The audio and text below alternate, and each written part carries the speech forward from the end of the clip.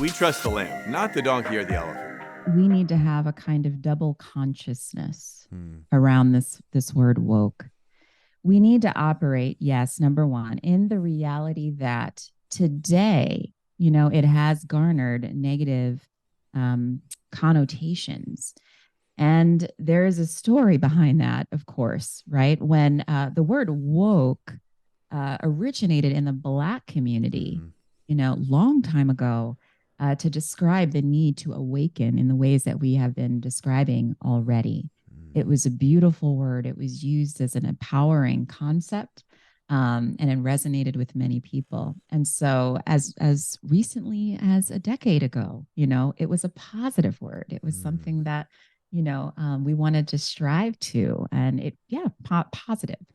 But we went through a huge racial upheaval in the last 5 years or so. And since then, the word has unfortunately been co-opted and weaponized.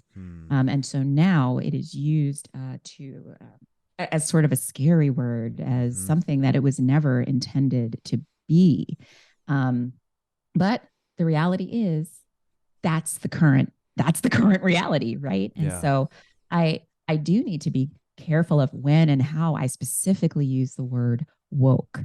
Now, on the other hand, okay, I talk about in the book how the concept of awakening goes way back.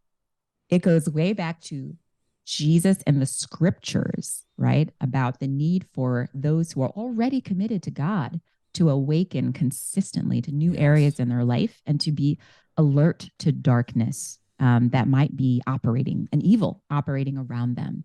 That's a core call of any disciple.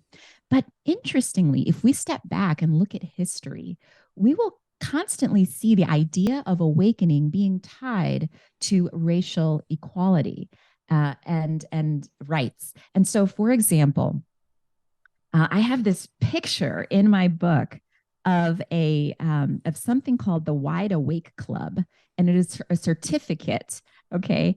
And it was in the time of Lincoln, right? They had something called the Wide Awake Club, free speech, free soil, free men. And essentially, to be wide awake was to acknowledge we got to get rid of this slavery thing. Okay, we have to awaken to this. This is not okay, right? Yeah. This is way before woke, Patrick. That people were talking about being wide awake. And, Martin Luther King in his time had an incredible quote. I'll read it. He said, "One of the great liabilities of history is that all too many people fail to remain awake. And that one of the great challenges is that we constantly are slumbering through big periods of change where we could be active and making a difference, and we're snoring, right?" So this is a theme, this idea of awakening. It goes right back to the scriptures, and it has been used throughout time, especially with regard to racial injustice. And so, no, I am not going to allow people to completely, weaponize this concept now. So that we basically continue to slumber our way through everything. So I remain sensitive specifically to the word woke now, unfortunately, but not to the concept of awakening. That is truth.